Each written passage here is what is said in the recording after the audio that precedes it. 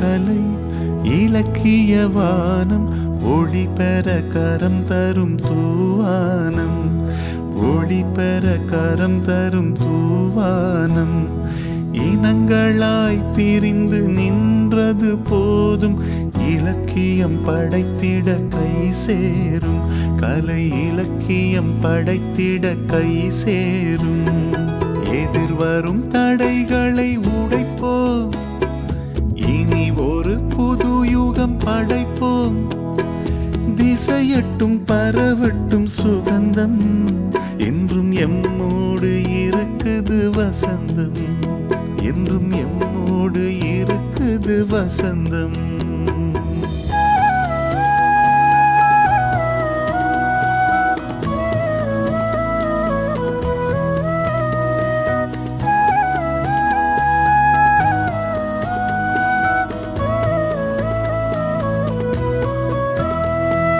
வார்த்தைகள் நடந்தால் வசனம் அது நடனமாடினால் கவிதை வாழ்க்கையில் உனக்கென்ன தயக்கம் நீ உறுதி செய் உந்தன் மனதை துளி துளியாய் நாம் இணைவோம் உலகம் வியந்திட சமுத்திரமாவோம் வலிகள் அனைத்தையும் மறப்போம் அட வழியாயில்லை துணிந்தால் ஜெயிப்போம் வழியாயில்லை துணிந்தால் ஜெயிப்போம் இலங்கையின் கலை இலக்கிய வானம் ஒளி பெற கரம் தரும் தூவானம் ஒளி பெற கரம் தரும் தூவானம்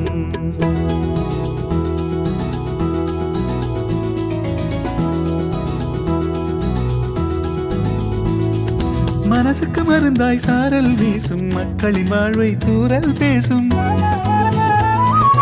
அறியாமை எம்மை விட்டு காணாமல் போகும் அதற்கு காரணம் நூலகமாகும் தேசிய விருதுகள் பெற்றது தூவானம் தமிழ் பேசும் கலைஞர்கள் மண்ணின் அடையாளம் ஒரு தேசமாய் நாங்கள் இணைந்து நடந்தால் இலங்கைக்கு உண்டு எதிர்காலம் ஒரு தேசமாய் நாங்கள் இணைந்து நடந்தால் இலங்கைக்கு உண்டு எதிர்காலம்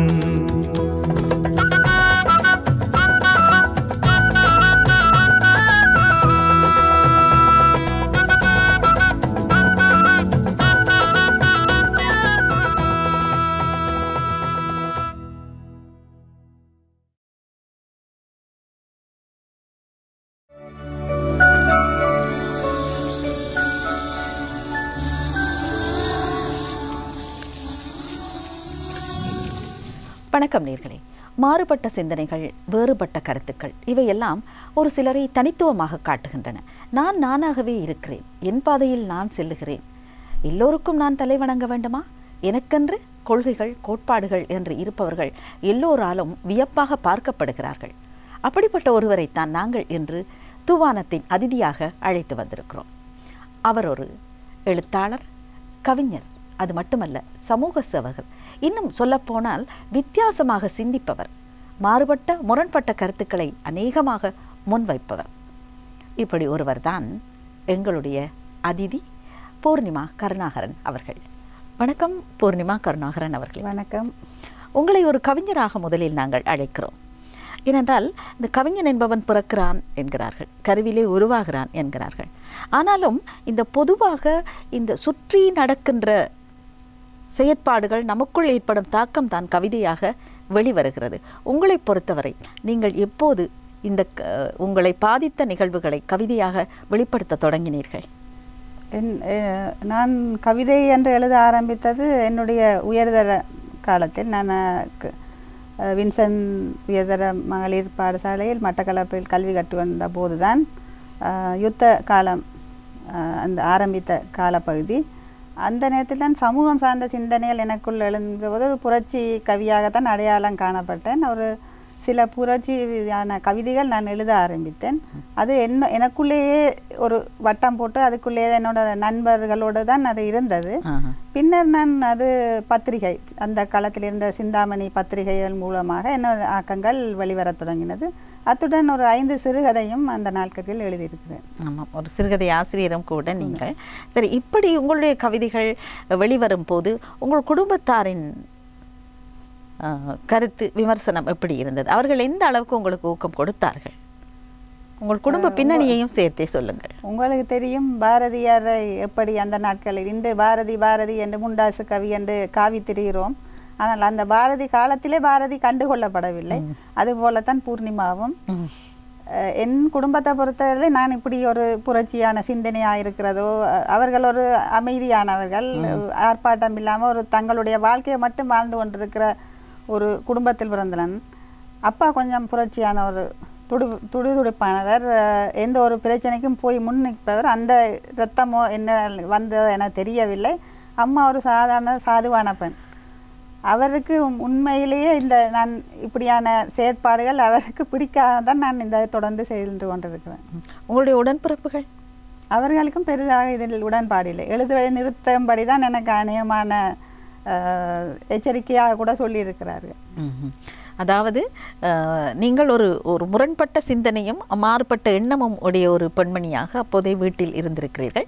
பாடசாலை வட்டாரத்தில் உங்களுக்கு எப்படி வரவேற்பு இருந்தது? அமோகமாக இருந்திருக்குமே. பாடசாலையில் நான் ஒரு 8ஆம் தரத்தில் தான் வின்சென்ட் கல்லூரியில் இணைந்து கொண்டேன்.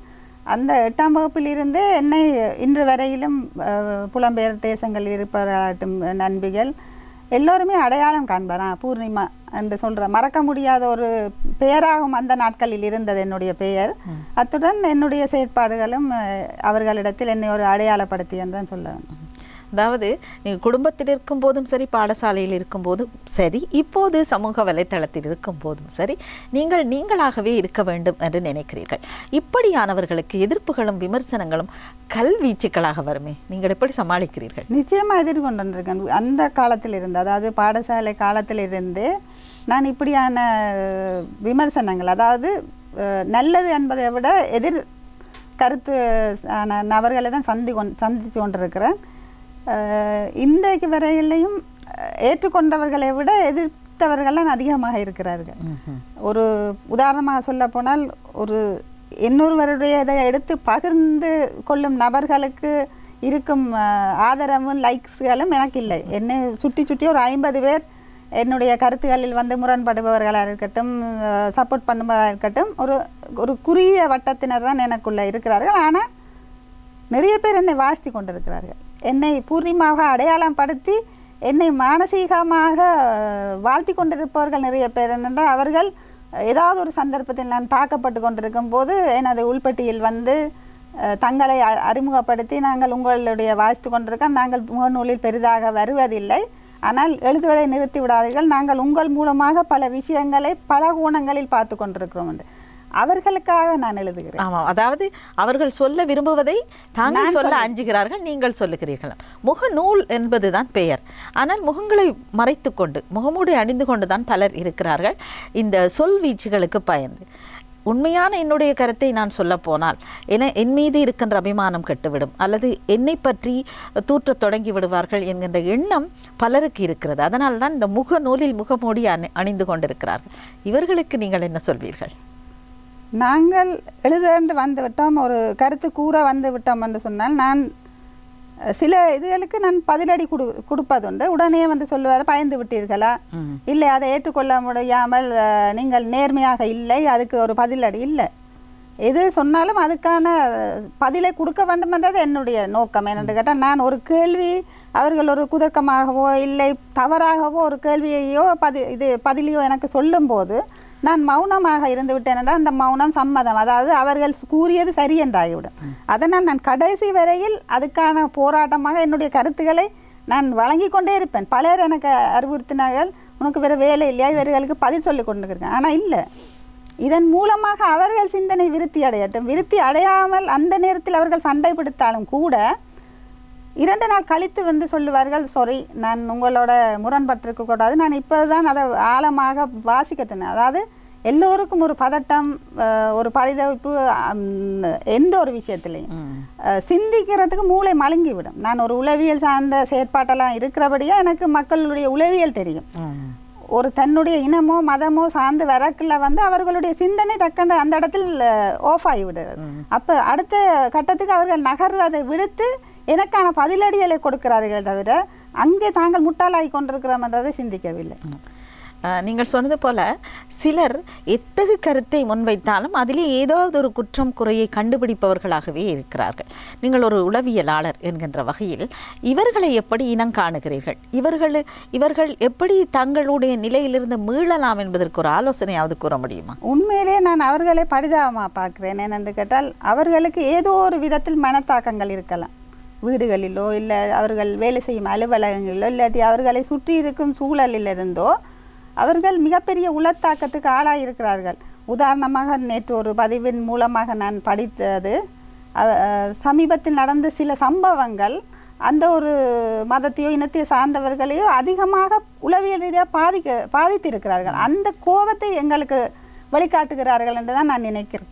என்று அவர்களுக்கு நான் சொல்லக்கூடிய இது என்னென்னு கேட்டால், யார் எங்களை அடித்தாலும் தடையை தாண்டி போய்கொண்டே இருங்கள். இந்த உயிர் வந்து எப்போ எங்களை விட்டு போகுது, இப்போ கேஸ் தீர போகுதுன்றது எங்களுக்கு தெரியாது. குலுக்கி பார்த்தான்னா என்ன பார்த்தான்னா அது கடைசி வரைக்கும் தன்னுடைய வாயு எங்களுக்கு செலுத்தி கொண்டு நாங்கள் சமைத்து கொண்டிருக்கிறோம். இந்த கேஸ் எப்போ முடிய போகிறதுன்ற என்னால் கண்டுபிடிக்க முடியும். அதுமாதிரி தான் எங்களுடைய உயிர். நாங்கள் இருக்கும் வரைக்கும் எங்களால் பயணம் கொடுத்து கொண்டிருப்போம். இந்த யாராவது எங்களை எதிர்க்கிறார்கள் என்று சொன்னால் எங்களை பார்த்து பொறாமைப்படுகிறார்கள் என்ற அர்த்தம். எந்த இனத்துக்கும் எந்த மதத்துக்கும் நான் சொல்கிறேன்டா, உங்களுக்கான ஒரு வழி உங்களுக்கான பாதை என்றதுக்காக அடுத்தவனை நீங்கள் வந்து தடுக்க நினைக்க வேண்டாம். நீங்கள் உளவியல் ரீதியாக பாதிக்கப்பட்டிருக்கலாம். அந்த உளவியல்லேருந்து நீங்கள் விடுதலை செய்கிறதுக்கான பழிவாங்கும் உணர்விலேருந்து வெளியில் வாருங்க. இந்த பழிவாங்கும் உணர்வுகள் தான் இன்று எங்கள் சமூகத்தை வந்து கூடுதலாக ஆட்டி படைத்து கொண்டிருக்கிறேன்னு நான் நினைக்கிறேன். யாரையும் பழி வாங்க வேண்டாம், எல்லாரையும் மன்னிப்போம். கொலைகாரன் காலையில் கூட ஒரு பதிவு பார்த்துருந்தேன். நேற்றையான ஒரு வைத்தியர் சம்பந்தமான பதிவில் நான் சொன்னேன், ஒரு கொலைகாரனாக இருந்தால் கூட அவரை வைத்தியம் பார்க்க வேண்டியது ஒரு வைத்தியனுடைய கடமை. அதை அவர் புறக்கணிக்க முடியாது. அப்போ அதுக்கு அவர் சொன்ன பதில் வந்து எனக்கு உண்மையிலேயே மன வருத்தமாக இருந்தேன் என்று கேட்டால், எப்படியான மனநிலையில் இன்றைக்கு எங்களுடைய மனிதர்கள் எங்களோட வாழ்ந்து கொண்டிருக்கிறார்கள். அப்போ இந்த பழிவாங்கல் உணர்வுகளிலிருந்து கோபமாக நீங்கள் வாயால் பேசுங்க, நிறைய சொல்லுங்க, உங்களுக்கு கோபம் பார எல்லாத்தையுமே கொட்டிடுங்க இங்கே. அப்போ இது சுத்தமாகிவிடும். குப்பையாலே நாங்கள் தேக்கி வைத்திருக்க அது நார தொடங்கும், அது எங்களே அழித்து விடும். பூர்ணிமா கருணாகரன் அவர்களே, நீங்கள் இப்படி சொல்கிறீர்கள், வைத்திருக்கிறதை எல்லாம் கொட்டி விடுங்கள். அப்படி நீங்கள் கொட்டுகின்ற போது ஒவ்வொருவருடைய பார்வைக்கு நீங்கள் ஒவ்வொரு மாதிரி தெரிகிறீர்கள். ஒரு சிலருக்கு கதாநாயகியாக தெரிகிறீர்கள், ஒரு சிலருக்கு வில்லியாக தெரிகிறீர்கள், ஒரு சிலருக்கு நீங்கள் ஒரு நாத்திகவாதியாக, இன்னொரு சிலருக்கு ஆத்திகவாதியாக தெரிகிறீர்கள். இந்த அத்தனை பேரிலும் நீங்கள் யார் என்ற ஒரு கேள்வியை உங்களிடம் வேண்டாம் என்கிறேன். எந்த ஒரு அடையாளமும் வேண்டாம்.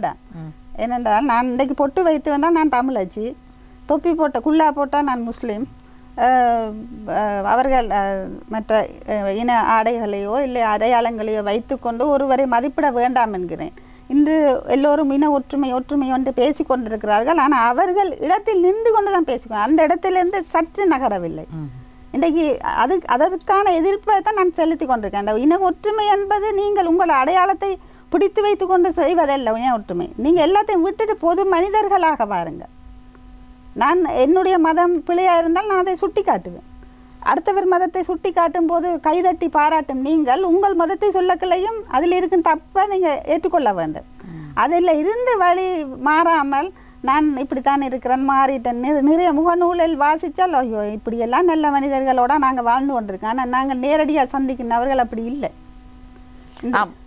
சொல்லுங்கள், இன்னும் சொல்ல போகிறீர்களா?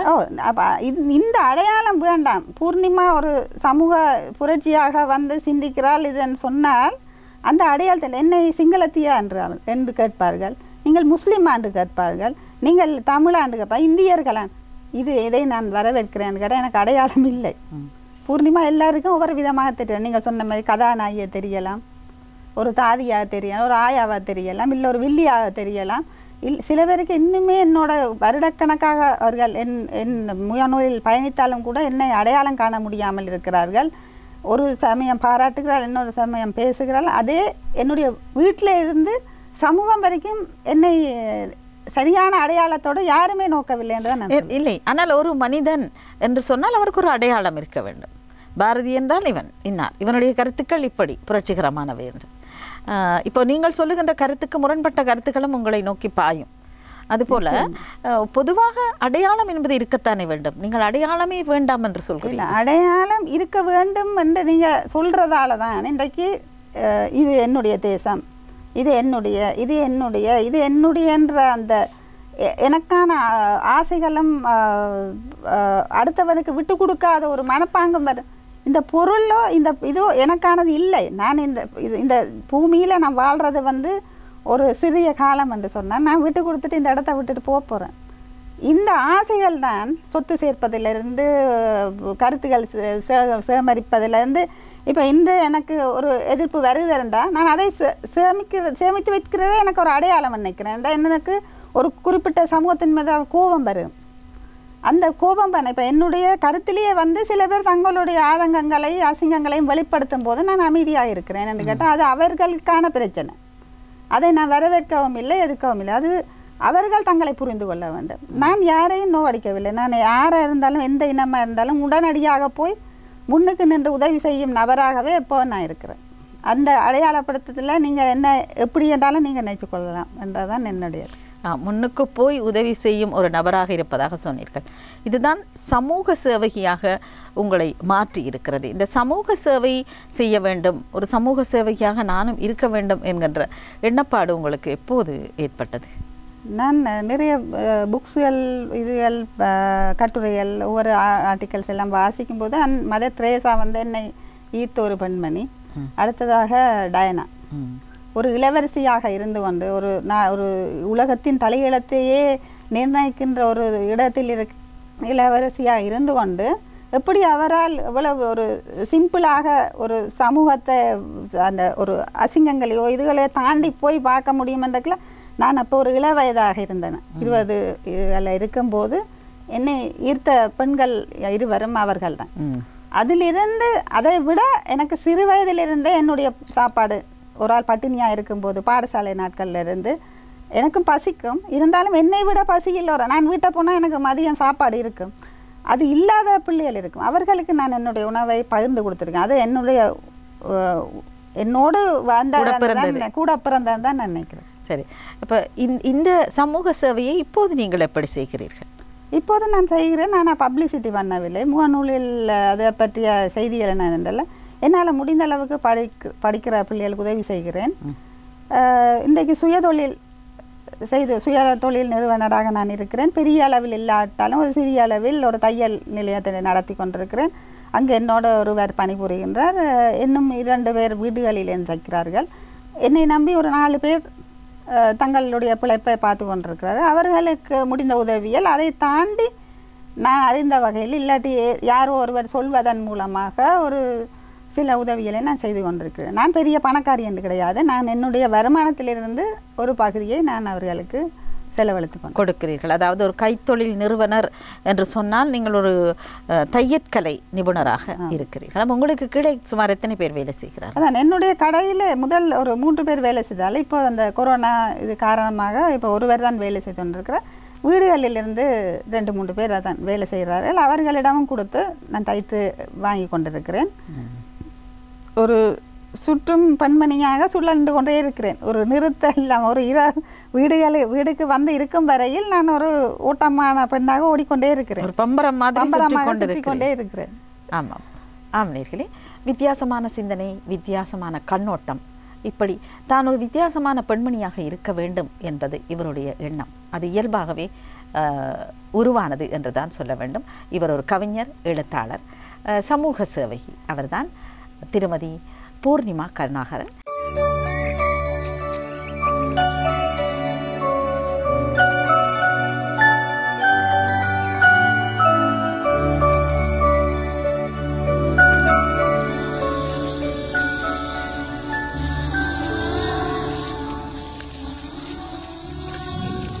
தூவானம் நிகழ்ச்சியோடு இணைந்திருக்கிறீர்கள். இன்று எமது அதிதியாக கலந்து சிறப்பித்துக் கொண்டிருக்கிறார் எழுத்தாளர், கவிஞர், சுய தொழில் நிறுவனர், சமூக சேவகி, இப்படி பல பரிமாணங்களை கொண்ட திருமதி பூர்ணிமா கருணாகரன் அவர்கள். மீண்டும் நாம் அவரோடு இணைந்து கொள்வோம். ஆம், இந்த எதிர்முனை தாக்குதல்கள் எல்லாமே உங்களைப் போன்று வெளிப்படையாக இருக்கின்ற பெண்களுக்கு வருகிறது. அதனால்தான் இந்த பெண்கள் ஒளிந்து கொள்கிறார்களோ என்கின்ற ஒரு கேள்வியும் வருகிறது.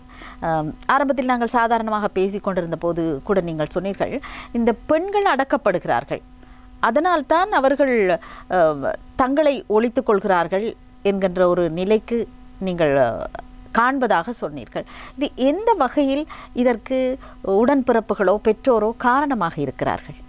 நான் இதுக்கு உதாரணமாக என்ன கூட சொல்லுவேன். என்னென்னு கேட்டால், என்னை ஒரு நீரோடை மாறி ஓடிக்கொண்டிருந்தவளை குட்டையாக்கி கொண்டே இருந்தார். அதாவது அடைத்து குட்டையாக தேங்க எனக்குள் கோபங்களும் அதை விட்டு வெளியேற வேண்டுமென்ற ஆத்திரமும் உருவானது. அந்த வெளிப்பாடு 48 வருடங்களின் பின்தான் அது இவ்வளவு வேகமாக எல்லாரையும் பாதிக்கிற அளவுக்கு வருகிறது.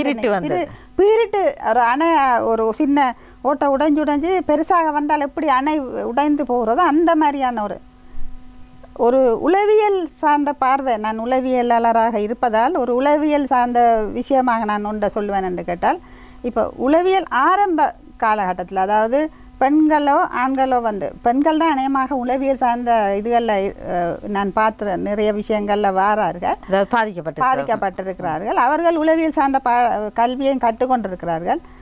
இந்த கற்றல் என்ற அடிப்படையில் பார்த்தா அந்த 2 வகையாக பிரிக்கலாம். அதாவது அனுபவத்தினூடு செல்கின்ற உளவியலும், அனுபவம் இல்லாமல் தியரிக்கலாக, அதாவது புத்தகத்தில் இருப்பதை படித்து வர உளவியலுக்குமான டிஃப்ரென்ஸ் இருக்கிறது. ஜோக்காக கூட சொல்வார்கள், உளவியலாளருக்கே மென்டல் இருக்குமெண்டு. என்னென்னு கேட்டால், நாங்கள் பேசும் விஷயம் சில பேருக்கு ஒரு மென்டலாக, ஒரு இவருக்கு பைத்தியமோ என்ற ஒரு, என்னடா நான்ஸ்டாப்பாக நாங்கள் பேசி கொண்டிருப்போம். ஒரு விஷயத்தை நீங்கள் என்னிடம் கேள்வி கேட்கும்போது, இது ஒரு நிகழ்ச்சி என்றதைப்படியால் என்னுடைய அதாவது ஒரு லிமிட் பண்ணி நான் பேசி கொண்டிருக்கேன். இதையே நீங்கள் பொதுவெளியில் என்ன கேட்டால், அது மடை திறந்த வெள்ளமாக ஓடிக்கொண்டிருக்கும். என்னுடைய கேள்விக்கான என்னுடைய பதில் நீங்கள் ஆச்சரியமாக பார்ப்பீர்கள், இல்லை ஆத்திரமாக பார்ப்பீர்கள், இல்லாட்டி அந்த ஒரு இது என்ன பொம்பளை என்ற அளவுக்கான ஒரு பார்வையாக கூட இருக்கலாம். என்றால் அது என்னோட கூட பிறந்ததாக நான் நினைக்கிறேன். இந்த பெண்கள் என்றது ஏன் இப்படி மாறுகிறார்கள்? இப்போ உதாரணம் அதை நான் சொன்னேன், நானே ஏன் மாறுகிறேன் என்று சொன்னால், எங்களை நாங்களாவே வாழ விடுங்க. இந்த பிறக்கும் போதே வயிற்றில் இருக்கும்போதே கேட்பேன், ஆனா பெண்ணா, இந்த கேள்வி முதலில் நிறுத்தப்பட வேண்டும். வாரது எதாக இருந்தாலும் ஏற்றுக்கொள்ளணும். ஆணோ பெண்ணோ இந்த உலகத்தில் சரிசமனாக படைக்கப்படுகிறார்கள். ஏன்டா ஒன்றுக்கு ஒன்று இருந்தால் தான் அந்த இனவிருத்தி என்பதும் பிறப்பு என்றதும் சந்ததி பெறுதல் என்றதும் இருக்கிறது. ஆனால் எல்லோருடைய பெண்களே முதல் பிள்ளை ஆணா பிறக்கணும். ஆனால் நான் இதிலே மாறி இருந்தேன். எனக்கு 3 ஆண் பிள்ளைகள். அதிலே கூட நான் தோற்று போனேன் சொல்லுவேன். முதல் பிள்ளையே நான் பிறந்த உடனே ஆனாண்டோடனே அழுதனேன். எனக்கு பெண் பிள்ளைகள் என்றதுதான் என்னுடைய கனவாக இருந்தது. 2வதும் அப்படி, 3வது பிள்ளையை நான் திரும்பியே பார்க்க மாட்டேன். அந்த பெண் என்றதை நான் ஏற்றுக்கொள்கிறேன். பெண் என்றதை நான் பெருமையாக நினைக்கிறேன். என்னென்னு கேட்டால், நான் இன்று உலகத்தை ஆள்பவள், உற்பத்தியாக்குபவள், உற்பத்திகளை தருபவள், வீடுகளில் இருந்து இந்த சந்ததி, அதாவது இந்த உலகம் முழுக்க பெண் என்றவள் மிக பெருமையானவள். ஆனால் நாங்கள் குறுகி போயிருக்கிறோம். பெண்கள் அதை முதலில் உணர வேண்டும். இந்த பெண்ணியவாதம் பேசுகிறோம் என்ற பேரில் ஆம்பளையும் குசினிக்கு வரணும், டீ போடணும், சமைக்கணும் என்றதில் எங்களுடைய பெண் உரிமை. முதலில் அடிப்படை என்னன்றது நாங்கள் நோக்கணும் என்று கேட்டால், பெண் என்பவள் யார்? நாங்கள் ஆதி சக்தி. இந்த ஆவதும் பெண்ணால் அழிவதும் பெண்ணால் என்ற ஒரு வார்த்தை, அது உண்மை. யார் சொன்னார் எனக்கு தெரியல, ஆனால் அது உண்மை. ஆக்கவும் எங்களால் முடியும், அழிக்கவும் எங்களால். இது பெண்ணிய சமூகம், தாய்வழி சமூகம். இன்று ஆண்கள் ஆணாதிக்கமாக வளர்க்கப்படுவதற்கும் ஆண்கள் செய்யும் தவறுகளுக்கும் பின்னணின்னு சொல்ல மாட்டேன், முன்னணியில் இருப்பது பெண்கள். ஒரு தாய் வளர்க்கிறதான் ஒரு ஆண் பிள்ளையையும் பெண் பிள்ளையையும் வித்தியாசப்படுத்துகிறது. ஒரு வீட்டில் ஆண் பிள்ளையை எப்படி ஒரு விதமாக வளர்ப்பார்கள், பெண் பிள்ளைண்டா நீ இப்படி தான் இருக்கணும். இல்லை, பிள்ளை எல்லாம் ஒன்று தான். நீங்களே வளர்ப்பிலே வித்தியாசம் காட்டுகிறீர்கள். பெண்கள் என்றோன்னா நீ இப்படி இருக்கணும், இப்படி தான் ஆடை உடுத்தணும், இப்படி தான் அடக்கமாக இருக்கணும்னு. இன்று அந்த அடக்கம்தான் உள்ளாடையை தூக்கி பிடிக்கும் பெண்ணாக ஒரு பெண்ணை நிறுத்தி இருக்கிறது. இதெல்லாம் வேண்டாம் என்கிறேன். சாதாரணமாக எங்களை வாழ விட்டாலே போதும். உதாரணமாக ஒரு பெண் குழந்தை பிறக்கலையே இது பெண் குழந்தையா என்ற ஒரு கேள்வியோட ஆரம்பிக்கிற எங்களுடைய பயணம் ஒரு ருதுவாகும் அந்த வயதுகள், அதாவது 13 to 16 வயதுக்குடையில் உறவுகள் அயல்கள் இருப்பவர், இந்த பிள்ளை பெரிய பிள்ளையாகவில்லையா, அடுத்ததாக இந்த பிள்ளைக்கு கல்யாணம் வயசு வந்துட்டு கல்யாணம் கட்டி வைக்கவில்லையா, கல்யாணம் கட்டின பிறகு மாமியாரோட நல்லா இருக்குதா, மாமனாரோட நல்லா இருக்குதா, இந்த கேள்வியை. அடுத்ததாக பிள்ளை பெறவில்லையா என்று தொடங்குகின்ற இந்த கேள்விகள் கடைசியாக, அதாவது அவர்கள் மரணப்படுக்கையில் செல்லும் வரையில் கேள்விகளாக வரும். இது ஆண்களுக்கு இந்த கேள்விகள் வருவதில்லை. இந்த கேள்விகளை யார் கேட்கிறார்கள் என்றால் பெண்கள் தான் கேட்கிறார்கள். இதில் இன்னும் ஒரு விஷயத்தை சொல்ல வேண்டும். இப்போ பொம்பளையா என்று கேட்பார்கள் என்று சொன்னீர்கள். அதே போல் இன்னும் ஒரு தொனியும் இருக்கிறது, பொம்பளை தானே இல்லையா? இது வந்து இரண்டு பக்கமாக பார்க்கப்படுகிறது. ஒரு உளவியலாளர் என்கின்ற வகையில் இவர்களுக்கு நீங்கள் பதில் சொல்ல வேண்டும். ஏனென்றால் ஒரு பெண் ஒரு காரியாலயத்திலே பொறுப்பான பதவியில் இருக்கின்ற போது பொம்பளை தானே, அவ எதை வேண்டுமானாலும் கேட்கலாம், போய் நின்று சத்தம் போடலாம், அவர் அப்படியே கூனி குறுகி போய் விடுவார் என்கிற எண்ணம் இருக்கிறது. அதே பெண் நிமிர்ந்து நின்று கேட்கும்போது, கேள்வி கேட்கும்போது, அவருக்கு சமமாக பேசும்போது இவர் ஒரு பொம்பளையா, எல்லாம் ஒரு பொம்பளையா என்று ஒரு கேள்வி வருகிறது. இவர்களுக்கு நீங்கள் என்ன பதில் சொல்ல போகிறீர்கள்? அதற்கான பதிலும் சேர்த்து தான் அதில் உள்ளடக்கப்படுது. என்னென்னு கேட்டால், ஒரு தாய் ஒரு ஆணுக்கான பெண் பற்றிய பிம்பத்தை ஆரம்பத்திலேயே கொடுத்து விடுகிறார். மகனுக்கு வீட்டிலிருந்தே சகோதரிகளுக்கு அண்ணன் என்றபவனை ஒரு அண்ணனுக்கு அடிமையாக பெண் பிள்ளைகளை காட்டி அண்ணன் சொல்றான் கேட்டு நட, தம்பி சொல்றான் கேட்டு நட. ஏனென்றால் அவர்கள் ஆண்கள், நீ அதுக்கு கீழே அடங்கித்தான் போகணும்ன்றது சகோதரத்திலிருந்து ஆரம்பிக்கிறது. தகப்பனுக்கும் மகளுக்குமான உறவுக்கு இடையில் கூட தாய் குறுக்கிறது நிற்கிறாள் என்று கேட்டால், ஒரு தந்தையோடு சரிசமனாக பயணிக்கிற ஒரு பெண் நீங்கள் சொல்லும் இந்த சலசலப்புகளுக்கோ இந்த கேள்விகளுக்கோ பதிலளித்து கொண்டிருக்க மாட்டான். பெண்ணாய்வல் என்பதும் பெண்தானே என்பதும் வந்து தொனி, அதாவது அந்த தொனி மாறுபடுகிறது. ஆனால் கேள்வி ஒன்றுதான். இந்த கேள்விகளுக்குள் ஏன் இந்த கேள்வி வருகிறது என்றால், என்னிடம் வந்து அந்த கேள்வியை கேட்க மாட்டார்கள், முகநூலில் கேட்பார்கள், நேரடியாக யாரும் கேட்டதில்லை. என்னுடைய பதில் பயங்கரமாக இருக்கும். உதாரணமாக சொன்னால், ஒரு வேலை சார்ந்து நான் அரசு அலுவலகங்களோ இல்லை பிரதி அலுவலகங்களோ போய் நிற்கும் போது சில ஆண்கள் வருவார்கள். நாங்கள் பேசி கொண்டிருக்கும் போது, உங்களோட லவ் எல்லாம் பின்னுக்கு வச்சுக்கொள்ளுங்க, நாங்கள் வேலையாக வந்தோம். திரும்பி பார்ப்பேன், நாங்கள் பேசினால் அது லவ், நீங்கள் பேசினால் வேலையாக வாருங்க. இது என்ன விதமான ஒரு இது? நான் போய் ஒரு விளக்கத்தை சொல்லி ஒரு வேலையை செய்வதற்கு நான் சொல்லி அதுக்கான இதை பட்டு கொண்டு இருக்கும்போது இந்த மாதிரியான ஒரு பதில் எங்கேருந்து வருது என்று சொன்னால், அந்த வளர்ப்பு. இந்த வளர்ப்பு எங்கே இருக்குது? பெண்ணிடம். எந்த ஒரு தந்தையும் பிள்ளைகள் வளர்க்கிற இல்லை. இன்று கொஞ்சம் மாற்றம் அடைந்து வருகிறது. அநேகமான பிள்ளைகள் தந்தைகள் தான் வளர்த்து கொண்டு இருக்கிறார்கள். தாய்மார் வேலைக்கு போனாலும் ஒரு சரிசமனான ஒரு பேரை அந்த இதையும் பார்த்துருக்கிறேன், நான் வளர்த்து கொண்டிருக்கேன். அதால் ஒரு சமூகம் புதிதாக வர வேண்டும் என்றது என்னுடைய ஆசை. ஆனால் அதிகமாக நாங்கள் யாரால் பாதிக்கப்பட்டோம்? உறவுகளாக இருக்கட்டும், நண்பர்களாக இருக்கட்டும், சமூகம் சார்ந்ததாக இருக்கட்டும், பெண்களால் தான் பெண்கள் பாதிக்கப்பட்டிருக்கிறோம். ஆனால் நாங்கள் யாரிடம் போய் உரிமை காட்டி சண்டை பிடித்து கொண்டிருக்கோம்? முதலில் நான் சொல்கிறேன், அந்த மூலவேர்ன்ற அதை பிடுங்கி எறியுங்க. நீங்கள் உங்களோட வீட்டில் வளர்க்கல இந்த ஆம்பளை பிள்ளை இப்படி வளரணும், இன்னொருத்தைய நம்பி போகிறாள்னு. ஒரு பெண் மருமகளாக வருவதையே ஒரு தாயால் ஏற்றுக்கொள்ள முடியவில்லை. ஒரு மகனுக்கு திருமணம் செய்து வைக்க வேண்டும் என்று நிற்கிறார்கள். ஆனால் அடுத்த நிமிஷமே அவள் மருமகள் தான், ஒரு மகளாக ஏற்றுக்கொள்ளக்கூடிய பக்குவம் இல்லை.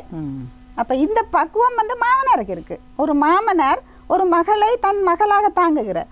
ஆனால் மாமியாரால் அந்த தாங்கக்கூடிய இது வரவில்லை. இது என்னுடைய மகன், அவன் சொல்லுக்கு தண்ணி நடக்கவன் தச்சையில் ஒரு களைத்து போய் ஒரு 10 மணி வரைக்கும் படுத்துட்டாண்டா, இது என்ன பொம்பளை பிள்ளை வீடு விடியுமா? ஏன் ஆம்பளை படுத்தா வீடு விடியுமா? பெண் படுத்தா வீடு விடியாண்டா, ஆம்பளை படுத்தாலும் வீடு விடியாது. நான் சொல்கிறேன், அதிகாலை தூக்கம் எல்லாரும் எழும்புறது வந்து நல்ல பழக்கம். நான் காலையிலே இன்று வரையிலும் என்ன நோயாக இருந்தாலும் அதிகாலையில் எழும்புவது என்னுடைய பழக்கம். அதுக்காக என்னுடைய பிள்ளைகள் 10 மணி வரைக்கும் லீவு நாளில் படுத்திருக்கிறார்கள். இது என்ன இது உருப்படமா இதன்ற வார்த்தையில் நான் சொல்லவில்லை. அவர்களுக்கு தூங்க பிடித்திருக்கு, தூங்குகிறார்கள். எல்லா சுதந்திரத்துக்களையும் தலையிட்டு கொண்டிருக்கிறோம். எல்லாத்தையுமே வந்து பெண்கள். அப்பா பேப்பர் வாய்ச்சி தான் வாய்ச்சி கொண்டிருப்பார். அப்பா பேப்பர் வாய்ச்சி கொண்டிருப்பார். சத்தம் முழுக்க கிச்சன்ல இருந்தா வந்தோன்று. அப்ப எங்க இருந்து இந்த பிரச்சனை ஆரம்பமாகிறது? பெண்ணிடமிருந்து. அந்த பெண்கள் உரிமையை கேட்கும் போது நாங்கள் சரியாக இருக்கிறோமான்னு கேளுங்க. எனக்கு இந்த பதிலுக்கு எனக்கு திருப்பி அடிவிழுமென்று எனக்கு தெரியும். நான் பயப்படவே இல்லை. இதை எல்லா இடத்துலையும் நான் சொல்லி கொண்டிருக்கிறேன். ஏனென்றால் நீங்கள் முதல் பேசும்போது பெண்ணியவாதிகள் தேநீர் ஊற்ற மாட்டேன் என்று சொல்லுகிறார்கள் என்று சொன்னீர்கள். இப்போது நீங்கள் பேசுவதை பார்த்தால் ஒரு பெண்ணியவாதியை போல் இருக்கிறது. இல்லை, பெண்ணியவாதம் இல்லை, இது பொதுவாதம். நான் சொல்றது என்னன்னு கேட்டால், இன்றைய ஒரு காலகட்டத்தில் பெண்களுடைய அபிப்பிராயமாக இருக்கிறது, குசுனியே வேண்டாம், புள்ள பெறவே வேண்டாம். பெரியார் சொன்னார் கருவறையை வெட்டியறன்னு சொன்னால், நீங்கள் விரும்பினா புள்ள பெறுங்க, ஆனால் அடுத்தவனுக்கு நீங்கள் வெட்டியறியான்னு சொல்கிறதுக்கு உங்களை யாருக்கும் எந்த தகுதியும் இல்லை. இந்த சந்ததி, இந்த உலகம் விருத்தி என்றது ஒன்று இருக்குது. எனக்கு விரும்பினா நான் 2 பிள்ளை பெறேன், இல்லை 10 பிள்ளை பெறேன், நீங்கள் என்ன தீர்மானிக்காதீங்கள் என்றேன். நீங்கள் யார் என்ன தீர்மானிக்க? நீ என்ன இவ்வளோ பிள்ளை பெற்று கொண்டிருக்க, இல்லை என் பிள்ளை இல்லை, இந்த கேள்வியே வேண்டாம். எனக்கு விரும்பினா நான் பிள்ளை பெற்று கொள்கிறேன், இல்லை விருப்பம் இல்லை என்றால் நானும் கணவரும் சந்தோஷமாக வாழ்ந்து விட்டு போகிறேன். உங்களுக்கு பதில் சொல்ல வேண்டிய அவசியம் எங்களுக்கு இல்லை. இந்த கேள்விகளை முதல் நிறுத்துங்கள். அந்த ஒரு சமூகம் மாற்றம் வேணும் என்றால் பல கேள்விகளை தீயிட்டு பொசுக்க வேண்டும். பெரியாரை காவுகிறார்கள், ஆனால் பெரியார் சொன்ன உண்மையான அர்த்தங்களை யாரும் காவவில்லை என்றது தான் வருத்தம். பெரியார் உண்மையிலேயே பெண்களுக்கு சார்பாக நிறைய விஷயம் சொல்லியிருக்கிறார். அவர் சொன்ன விஷயங்களில் இருந்து ஜம்ப் அடித்து போய் கருவறையை வட்டி எறியந்து புள்ள வர மாட்டோம், சமையலறை தேவையில்லை என்பது பெண்ணியவாதம் என்று நான் ஏற்றுக்கொள்ள மாட்டேன். சரி, இப்படி ஒரு வித்தியாசமான கருத்தோடு தான் பெட்டை காகங்களிடம் குயில் குஞ்சுகள் என்று தலைப்பிட்டிருக்கிறீர்கள். என்ன அர்த்தத்தோடு இப்படி ஒரு தலைப்பை நீங்கள் வைத்தீர்கள்? இதன் மூலமாக எதை சொல்ல? இதன் மூலமாகவும் நான் சொல்ல வருவது இந்த சேம், அதாவது ஒரு பெண் கருவை சுமக்கிறாள் என்று சொன்னால் அது தந்தைக்கு தெரியாது யாருடைய கருவென்று.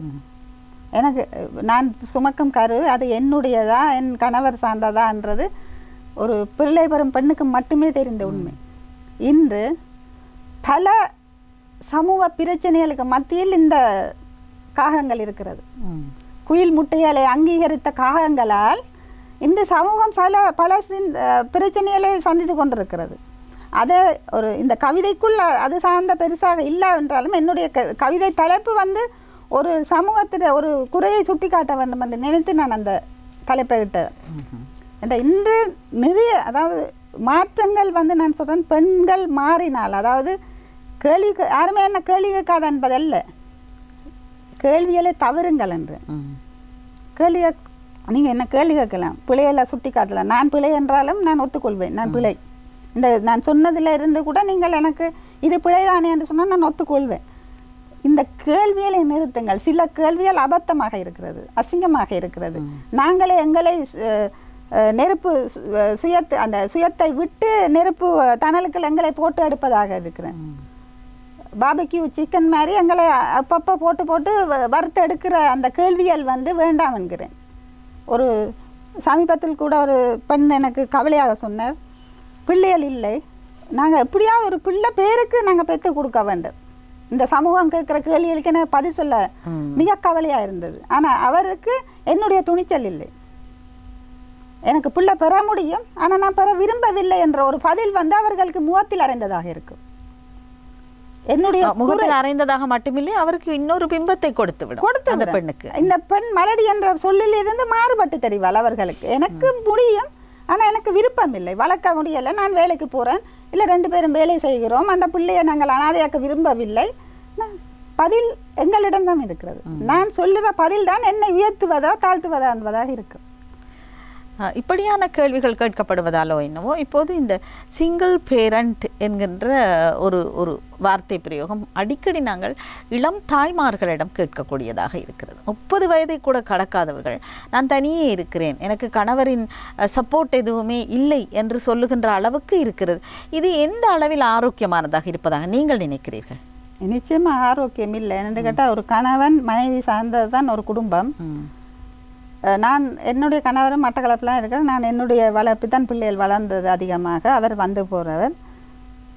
அதற்காகவே நான் நிறைய வருந்தியது உண்டு. ஏனென்று கேட்டால் நிறைய பழக்க வழக்கங்கள் எங்களிடம் இருந்து, அதாவது கணவரிடம் இருந்தும் மனைவியிடம் இருந்தும் தான் பிள்ளைகள் கற்றுக்கொள்கிறார். ஒரு சிங்கிள் பேரண்ட் பிள்ளைகள் வந்து அநேகமாக இன்று நிறைய பின்னணி குற்றவாளிகளாக உருவாகி கொண்டிருக்கிறார்கள். அது இந்த சமூகத்துக்கு தெரியுமோ தெரியாது எனக்கு தெரியவில்லை. ஆனால் தவறுகளுக்கு பின்னால் இந்த சிங்கிள் பேரண்ட் அந்த மதர் என்ற சிங்கிள் ஃபாதர் என்ற அந்த விஷயம் வந்து பெரிய என்ன பிரச்சனைன்னு சொன்னால் இன்றைக்கு எடுத்த உடனே ஒரு ஒத்து வரவில்லை, டிவோர்ஸ் எடுக்கணும். நான் சொல்கிறேன் டிவோர்ஸ் வேண்டாம். நாங்கள் விரும்பியோ பேசியோ ஒரு கல்யாணத்துக்கு சம்மதித்து நாங்கள் உங்களுக்கு பிடிக்கவில்லையா சற்று இடைவெளி விடுங்கள், சற்று தள்ளி இருங்கள். ஒரு வீட்டுக்குள்ளேயே செப்பரேட் பேரண்ட்ஸ் இருக்கிறார்கள். வீட்டை விட்டு போனதும் இல்லை, டிவோர்ஸ் எடுத்ததும் இல்லை. அவர் வேலையை பார்த்து கொள்வார். ஆனால் ஏதோ ஒரு சந்தர்ப்பத்தில் அவர் தங்களை புரிந்து கொள்ளுகின்ற ஒரு நிலைமை வரும்போது அவர்கள் சேர்ந்து கொள்ளக்கூடும். ஆனால் அதற்கிடையில் இந்த சமூக இணையதளங்கள் சமூகம் எல்லாமே வந்து அவர்களுக்கான ஒரு பாதையை எடுத்து கொடுக்கறது என்னென்றால், நீ தைரியமாக ரோட்டில் சொல்லு, தைரியமாக ஃபேஸ்புக்கில் போடு. இல்லை, நான் சொல்கிறேன், இன்று எனக்கு கணவர் இல்லை, என் கணவர் என்னை விட்டு பிரிந்தார் என்று நான் ஒரு பதிவு போட்டேன் என்று சொன்னால் 10 கணவர் இரவு கிடையில எனக்கு இன்பாக்ஸுக்குள்ள வந்து விடுவார்கள். இதை தவிர்க்கலாம். இப்போது எல்லாமே முகநூலுக்கு வந்துடும். முகநூல் பொது தளம், அதில் எதை எழுத வேண்டும் எதை எழுதக்கூடாது. அப்போ சில பிரச்சனைகளை நாங்களாவே எங்களுக்குள்ள உருவாக்கி கொள்கிறோம். அதுக்கு பிறகு குத்துது கூட இது அவன் இப்படி வந்துட்டான் அப்படி வந்துட்டான் வீட்டை தேடி வந்துட்டான் என்றெல்லாம் நாங்கள் சொல்லக்கூடாது. அதே பிறகு ஒரு பிரச்சனையாக உருவாகுது, போலீஸ் வரை செல்லுது. இன்றைக்கு நீங்கள் போலீஸ் ஸ்டேஷனுங்களுக்கு நான் அந்த ஏதாவது ஒரு அலுவலாக போலீஸ் ஸ்டேஷன் போயிருந்தால் அநேகமான நீங்கள் சொன்ன கேள்விக்குரிய பிரச்சனையெல்லாம் அங்கே வந்து நிற்கிறது. இன்றைக்கு முந்தி போலீஸ் ஸ்டேஷன் வாசலுக்கு போகிறேன்னு சொன்னால் அது ஏதோ ஒரு பெரிய ஒரு கௌரவ குறைச்சலாக. இந்த போலீஸ் ஸ்டேஷன் போகவில்லை என்றால் கௌரவ குறைச்சல். எல்லா விஷயத்துக்கும் போலீஸுக்கு போகிறாரு. புருஷன் கணவன் மனைவி சண்டையா உடனே போலீஸ் இல்லை, ஒரு ஏதாவது ஒரு தகராறு என்றாலும் போலீஸ். நாங்களாக தீர்த்து கொள்வோம், நாங்களாக பேசிக்கொள்வோம், நாங்களாக இந்த பிரச்சனையை புரிந்து கொண்டு என்ற ஒரு புரிந்துணர்வு இல்லை. எல்லாத்துக்கும் அவசரமாக ஓடிக்கொண்டிருக்கிற உலகத்தில் வந்து சில பிரச்சனைகளுக்கு அவசர முடிவுகளே இன்றையான பிரச்சனைகள் காரணமாக இருக்கிறது. ஆம், பட்பட்டென்று பதில் சொல்லும் பூர்ணிமா கருணாகரன் அவர்களுடனான கலந்துரையாடல்.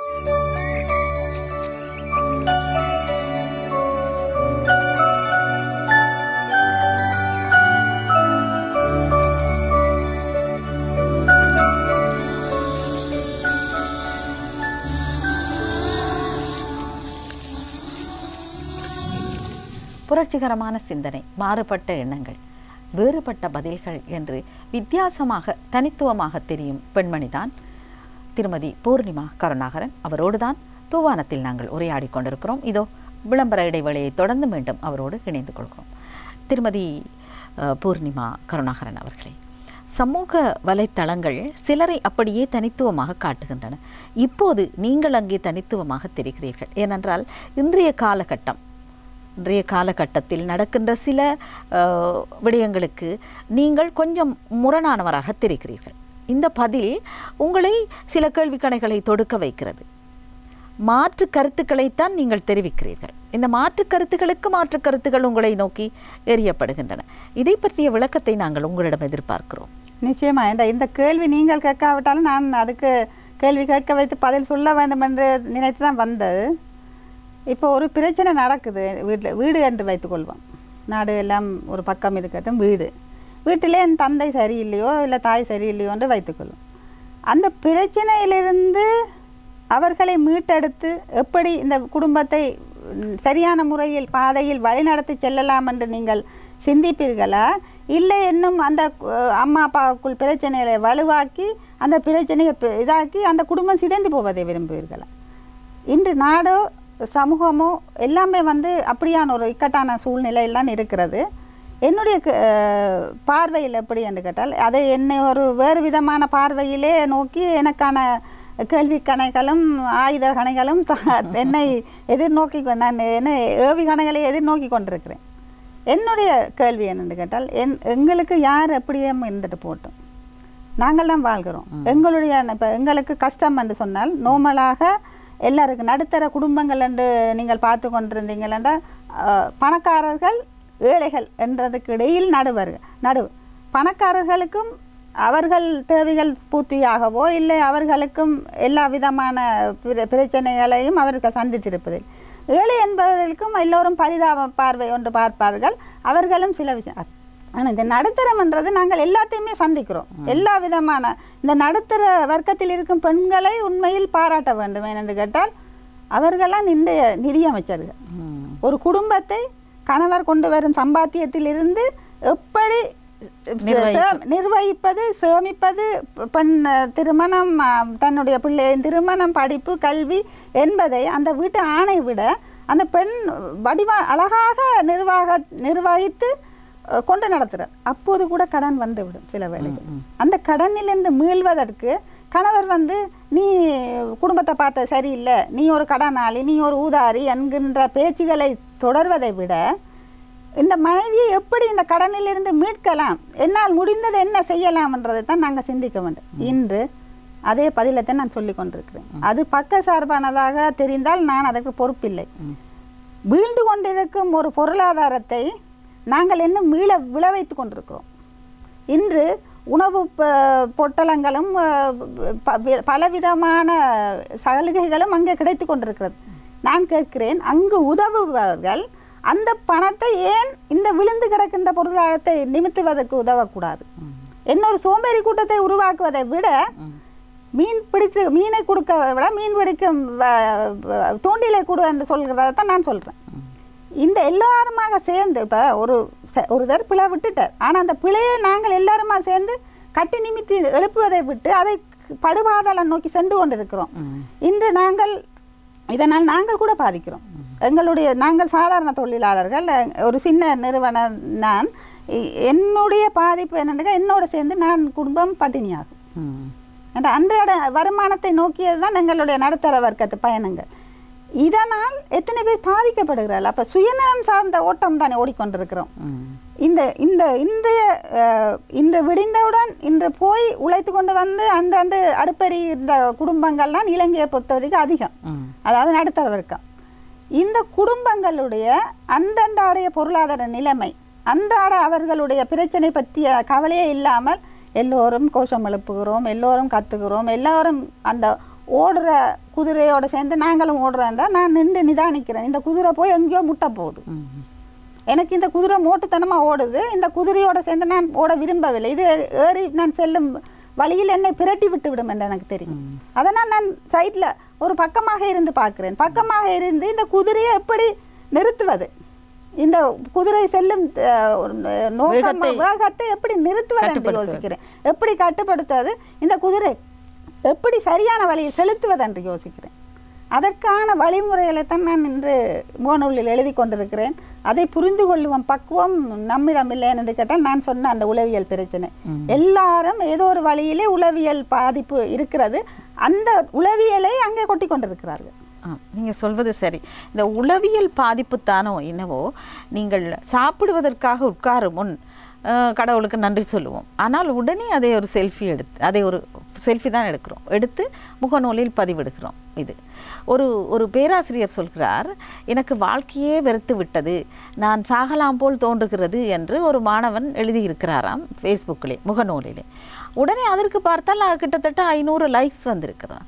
அவர் என்ன எழுதியிருக்கிறார், என்ன ஏது, அவருக்கு ஒரு ஆறுதல் சொல்வோம் அல்லது அவருடைய மனநிலையை மாற்றுவோம் என்பதில்லாமல் எதை போட்டாலும் லைக்ஸ்.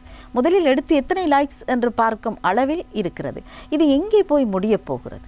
எல்லாவற்றுக்கு நாங்கள் வாழ்வதே இந்த சமூக வலைத்தளத்துக்காக என்கின்ற ஒரு மாயை எங்களை சுற்றி இருக்கிறது. உண்மையிலே நான் எழுதுறேன், நான் இல்லைன்னு சொல்லல. ஆனால் எனக்கு லைக்கை பற்றியோ என்னை திட்டுவதை பற்றி என்றால் அந்த நிமிஷம் அதுக்கு நான் பதில் சொல்லிவிட்டு என்னுடைய கடமை இல்லை. என்னென்னு நான் பம்பரமாக நான் சொன்னேன், நான் பம்பரமாக சுழண்டு கொண்டிருக்கிறேன். பார்ப்பவருக்கு இவர் என்ன உடனடியாக பதில் சொல்லி கொண்டிருக்கார், வேலை இல்லை. நான் துணி வெட்டி கொண்டிருக்கிறேன், ஃபோன் ஒன்றிலே இருக்கும், அதுக்கு வர பதில்கள் கேள்விகளுக்கு அந்த என்ன உங்களோட ப்ரோக்ராம் மாதிரி நான் கேள்வி பதில்கள் ஒரு டாக்டராக பதில் சொல்லி கொண்டிருக்கிறேன். அதே சமயம் என்னுடைய வேலையில் கண்ணும் கருத்துமாக இருக்கிறேன். இன்று வரையில் ஆரிய கூத்தாடினாலும் காரியத்தில் கண்ணாக இரு. அது கட்டாயம் இந்த மக்களுக்கு முக்கியம். என்ன கூத்தாடுவான், எங்களுடைய பொக்கெட் நாங்கள் போடும் பணத்தில் தான் நிரம்புமே தவிர அடுத்தவன் பணத்தில் ஓடுது. எல்லாரும் ஓடுறாங்கன்னுட்டு நானும் ஓடி என்ன காணப்போறோம்? ஊர் 2 பட்டால் கூத்தாடிக்கு கொண்டாட்டம். இந்த கூத்தாடிகளுக்கு பின்னால் நாங்கள் இல்லை. நாங்கள் எங்களுடைய வருமானத்தை நோக்க வேண்டும். இந்த இந்த இதை எனக்கு எங்கேயாவது ஒரு சந்தர்ப்பம் கிடைக்குமா இருந்தால் நான் ஒரு மீட்டிங்கை கூட்டி மக்களை விழிப்படைய செய்யக்கூடிய உளவியலை விரிவடைய செய்யக்கூடிய தைரியமும் தன்னம்பிக்கையும் நேர்மையும் என்னிடம் இருக்கிறது. நான் சொல்கிறேன் என்று கேட்டால், ஓடிக்கொண்டே இருக்கிறீர்கள், எத்தனை நாளைக்கு சாப்பாடு தருவார்கள், எத்தனை நாளைக்கு தண்ணீர் தருவார்கள், எத்தனை நாளைக்கு உங்களை குடும்பத்தை நீங்கள் வழிநடத்த, நாளைக்கு நீங்கள் திரும்பி பார்க்கும்போது எல்லாரும் அவரவர் வேலையில் இருக்கும்போது நீங்கள் நடுத்தருவில் நிற்க போறீங்க. உங்களுடைய எல்லாத்தையும் நீங்கள் இழந்து விட்டு நிற்கிறீங்க. நாங்கள் இதற்காக நிற்கிறோம், நீ எல்லாம் ஒரு பெண்ணா இதுக்கெல்லாம் சம்பந்தப்படாமல் இருக்கிறாய் என்று கேட்கிறாரு. எனக்கு சம்மந்தமே இல்லை என்ற யார் வந்தாலும் நாங்கள் உழை வைத்தால் தான் சோறு என்ற நிலைமையில் தான் நான் வாழ்ந்து கொண்டிருக்கிறேன். அதனால் இதையெல்லாம் அதே போல் நீங்கள் சொன்ன இந்த லைக் பிரச்சனை, நீங்கள் சொன்ன அந்த அதாவது நான் தற்கொலை செய்ய போகிறேன் என்றோ இல்லை அவருடைய நான் தூங்க போகிறேன் என்றதோ சொல்லும் நபர் யார் என்றதை தான் பார்க்கிறார். பூர்ணிமா சொன்னால் அதுக்கு பெரிய 500 லைக் வராது. இந்த சொல்லும் நபர்கள் அதற்காகவே வாழ்ந்து கொண்டிருக்கிறார்கள், அதற்காகவே செயல்படுத்தி கொண்டிருக்கிறார்கள். இன்றைக்கு ஒரு இடத்தில் போயிருந்து நாங்கள் இந்த இடத்தில் போனோம்ன்றதுக்கான ஒரு அடையாளத்தை பதிவிட்டு விட்டால் சரி சரி அவரை பற்றி அந்த உலகம் பேசி கொண்டிருக்கும். இன்று கன பேர் அந்த ஃபேமஸ் ஆகி கொண்டிருக்கிறார்கள். இந்த பிரபலம் எங்களுக்கு எந்த விதத்திலும் சோறு போட போவதில்லை. இதை உணர்ந்தாலே பாதிப்பேர். இன்று முகநூலால் தான் பூர்ணிமா வெளியே வந்தது. பூர்ணிமான்றதை நீங்கள் பேட்டி காண்கிறீர்கள், பூர்ணிமான்ற இலங்கை முழுவதும் தெரியும் என்று சொன்னால் நிச்சயமாக இந்த இணையதளம் தான். அதை நான் தப்பாக சொல்லலை. எதை எப்படி எவ்வாறு என்கின்ற கேள்வியில் இருக்கிறது. அதை நாங்கள் எப்படி பயன்படுத்துகிறோம், ஏன் பயன்படுத்துகிறோம், எவ்வாறு பயன்படுத்துகிறோம், அந்த தெளிவு இருந்தால் இன்று ஒரு பெண் பிள்ளை ஒரு விதமாக ஒரு குடிகாரனை போய் பேசி ஒரு டிக்டாக் போடுகிறது. உடனே அதுக்கு கீழே இனி இல்லைன்ற கீழ்த்தரமான கமெண்ட்டுகளும் அதையெல்லாம் ரசித்து சிரித்து கொண்டிருக்கிறார்கள் இந்த சமூகம். இவர்களால் எப்படி ஒரு குடும்பத்தை நிர்வகிக்க முடியும், ஒரு கணவனுக்கு கீழே எப்படி வாழ முடியும், ஒரு பிள்ளைகளை எப்படி அரவணைத்து செல்ல முடியாது. ஏன்னா அவர்களுடைய உளவியல் அங்க மனத்தாக்கம் எல்லாம் அங்கே செதுக்கப்பட்டு விட்டது. அதிலிருந்து அவர்களை மீட்டெடுக்க வேண்டும். நாங்கள் இன்று 50 கடந்துதான் இந்த முகநூலில் இருக்கிறோம். எங்களுக்கு தெளிவு இருக்கிறது, எது சரி எது பிழை, எங்க சர்க்கல் வரும், எங்க இது வரும், சந்து பொந்து நெருக்க. நாங்கள் முந்தி சைக்கிள் ஓடி இருக்கிறோம் ஊரில் பள்ளிக்கூடம் போடுதல். ஒரு பக்கம் மழை பண்ண இன்னொரு பக்கத்தாலே நாங்கள் போடுவோம். படியங்கள் எங்களை கலைக்க நாங்கள் குறுக்கு சந்து அந்த ரோடுகளால் போட்டு கொண்டு போகிற மாதிரி எங்களுக்கு தெரியும். ஆனால் இன்றைய இளைஞர் முகநூலில் மட்டுமே உலகத்தை பார்த்து கொண்டிருக்கிறார்கள். இன்று அவர்களுக்கான தெளிவின்மைக்கு முதல் காரணம் இந்த இணையதளங்கள். நிச்சயமா இணையதளம் தவறு என்று நான் சொல்லவில்லை. இந்த இணையதள தவறுகள் இன்று பல தற்கொலைகளுக்கு காரணமாக இருக்கிறது, பல கொலைகளுக்கு காரணமாக இருக்கு, பல பெற்றோர்களை இழக்க வைத்திருக்கிறது, பல பெரியவர்களை இழக்க வைத்திருக்கிறது. ஆமாம். அப்போ இதையெல்லாம் வீட்டில் இருப்பவர் தான். இப்போ நானும் நீங்களும் பேசுவதால் இல்லை, வீட்டில் இருக்கிறவர்கள் அவர்களை எந்த நேரத்தில் இதை பாவிக்க. இப்போ நான் யோசிப்பேன், இந்த பிள்ளை இப்படி ஒரு வீடியோவை போட்டிருக்கு, வீட்டு ஆக்களிப்பேன். ஏன்னா எனக்கு எழுத்துக்கு பயங்கரமான எதிர்ப்பு இருக்குது, ஆனால் என்னுடைய எழுத்து நேர்மையாக இருக்கிறது. அதில் எந்த ஒரு கெட்ட விதமான வசனங்களோ இதெல்லாம் என்னுடைய சிந்தனை மட்டுமே அங்கே இருக்கு, ஒரு மாற்று கருத்துக்கள் மட்டுமே இருக்கிறது. அதையே நான் எதிர்ப்பு வாங்கி கொண்டிருக்கிறேன் என்றால், இந்த விதமான டிக்டாக்குகளையும் இந்த விதமான வீடியோக்களையும் கோல் பேஸில் நின்று கைகோத்து கொண்டு ஆடுவதையும் அந்த குடும்பம் எப்படி எடுத்துக்கொள்கிறது? அப்புறம் அந்த பிள்ளை போய் கல்யாணம் கட்டி அடுத்த வருஷம் அந்த பிள்ளைக்கு குடும்பத்தில் ஈடுபாடு வருவதில்லை. இவர் என்ன கட்டுப்படுத்துகிறேன்னா, இப்படித்தான் இருந்தேன் சுதந்திரமான்னு. சுதந்திரம் வேண்டும், ஆனால் அந்த சுதந்திரம் அது என்னை பாதிக்காத வரை, என் குடும்பத்தை பாதிக்காத வரையில் தான் அந்த சுதந்திரம். எல்லாமே நூல்வேலி தான். அந்த நூல்வேலியை உடைக்காத பயணமாக எங்களுடைய பயணம் இருக்க வேண்டும். ஆமாம், விட்டு 1 துண்டு 2 என்று உங்கள் பேச்சு அமைந்திருக்கிறது. இத்தனை அழகாக பேசும் நீங்கள் எழுதிய அழகிய கவிதைகளை உங்கள் குரலில் கேட்போம். இதில் உங்களுக்கு பிடித்த, நிச்சயமாக ஒரு தாய்க்கு எல்லா குழந்தைகளும் பிடிக்கும், ஆனாலும் சில கவிதைகள் நச்சென்று உங்களை தொட்ட கவிதைகளாக இருக்கும் நீங்கள் படைத்த கவிதைகளிலே. அப்படி ஒரு கவிதையை நாங்கள் இப்போது ரசிப்போமா? நாங்கள் யாரோ ஆனால் மனிதர்கள் என்று தான் பேசிக்கொள்கிறோம். நாங்கள் யாரோ ஆனால் மனிதர்கள் என்று தான் பேசிக்கொள்கிறோம். பசி என்று உணர்ந்ததால் பிச்சை எடுத்தோம், பணக்காரனாய் வாழவா கை நீட்டி விட்டோம். பசி என்று உணர்ந்ததால் பிச்சை எடுத்தோம், பணக்காரனாய் வாழவா கை நீட்டி விட்டோம். வீதியோரமே வீடென்று வாழ்ந்தோம், வெறும் தரையில் படுக்கையில் போர்வைகளா கேட்டோம். தாகம் என்று கேட்டால் தண்ணீர் தர மறுத்தீர், தந்தவனை கடவுள் என்றால் கண்டபடி திட்டுகிறீர். தாகம் என்று கேட்டால் தண்ணீர் தர மறுத்தீர், தந்தவனை கடவுள் என்றால் கண்டபடி திட்டுகிறீர். ஒரு காலத்திலே எங்களையும் சாமியாக்கி பார்த்தீர். வீடு வீடாக அழைத்து சாப்பாடும் போட்டீர், சந்தியிலே வைத்து மாலைகளும் போட்டீர். இப்போது சகதிகளாக்கி எங்களை சேரடையும் வாழி அடித்தீர். இறுதி யுத்தத்தில் நாங்களும் செத்திருந்தால் மாவீரர் குடும்பம் என்று மாலைகள் போட்டு தேசிய போராளிகளே என்று மைக் வைத்து பேசியிருப்பீர். இறுதி யுத்தத்தில் நாங்களும் செத்திருந்தால் மாவீரர் குடும்பம் என்று மாலைகள் போட்டு தேசிய போராளிகளே என்று மைக் வைத்து பேசியிருப்பீர். என் செய்ய? செத்ததுகளுக்கு தெரியுமா நாம் படும் வேதனை? போகையிலே நாங்களும் கூட போயிருந்தால் இப்போது சாமிகளாகி உங்கள் முன்னால். என் செய்ய? செத்ததுகளுக்கு தெரியுமா நாம் படும் வேதனை? போகையிலே நாங்களும் கூட போயிருந்தால் இப்போது சாமிகளாகி உங்கள் முன்னால். உங்களுக்காகத்தானே வீட்டை விட்டு போனோம். காடு கரம்பையெல்லாம் காலங்களை தொலைத்தோம். வாலிப பருவத்தின் கனவுகளை தொலைத்து இப்போ சோரம் போன மனிதராகி உங்கள் முன்னால் நிற்கிறோம். நாங்கள் யாரோ, ஆனால் மனிதர்கள் என்று தான் பேசிக்கொள்கிறோம். இது உண்மையிலே நான் கிளிநொச்சி போயிருந்தேன். நான் அநேகமாக என்னுடைய வேலை விஷயமாகவும் சரி, ஏதோ ஒரு வகையில் நான் ஒரு ஊர் சுற்றும் வாலிபியாகவே இருப்பேன். எங்கேயோ எல்லாம் போய்கொண்டே இருப்பேன். இலங்கை முழுவதும் சுற்றி வந்திருக்கிறேன். அங்கு போன போது அந்த பழைய போராட்டங்களில் ஈடுபட்டவர்களின் வாழ்க்கை அவலத்தை பார்த்து கண்ணீரோடு எழுதிய கவிதை இது. என்றால் தேடுவாரட்டு கிடக்கிறார்கள். யார் யாரோ என்று அதை வைத்து பிழைப்பு நடத்தி கொண்டிருக்க, அதனால் இந்த நிலைமையில் இருப்பவர்கள் இன்றைக்கு வாடி வதங்கி போயிருக்கிறார்கள். ஒருங்கான வேலை இல்லை, கஷ்டங்களை மத்தியில் வாழ்ந்து கொண்டிருக்கிறார்கள். இன்று அன்னையர் தினம். ஒரு சிறிய கவிதை. அழகிய ஓவியம் உன் வீட்டின் அடிப்படையில் சென்றுவர், கலைந்த கூந்தலோடு உன் அம்மா. எல்லாரும் ஓவியங்கள் தேடி தேடி வாங்கி வைத்து கொண்டிருப்பார். வீட்டில் ஒரு ஓவியம் இருக்கிறது எங்களை சுற்றி. ஆமாம், அம்மா. அதுதான் தாய்.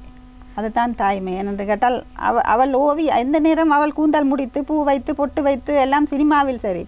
ஆனால் அவள் எப்போதும் கலைத்து ஒரு சமையலறையிலே வெந்து வேக்காடி கண்டிருக்கும் ஒரு தாயை நீங்கள் உன்னிப்பாக பார்த்தீங்கள் என்று சொன்னால் அந்த அழகு வார்த்தைகளால் சொல்ல முடியாது. இந்த கவிதை எனக்கு பிடித்து எழுதினக.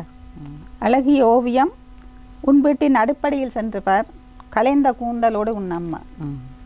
உள்ளத்தில் ஒன்று உதட்டில் ஒன்றுமாக இல்லாமல் உங்கள் மனதில் தோன்றுவதை பட்பட்டென்று முன்வைத்து விடுகிறீர்கள்.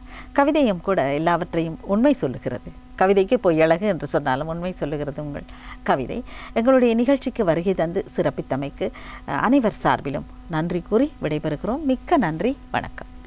எனக்கும் இந்த ஒரு சந்தர்ப்பத்தை அழைத்து இந்த இடத்திலே என்னுடைய மனக்குமுறுகளை கொட்டவும் என்னோடக்காக ஒரு களத்தை அமைத்து தந்ததற்காக உங்களுக்கும் எனது நன்றிகள். வணக்கம். வணக்கம்.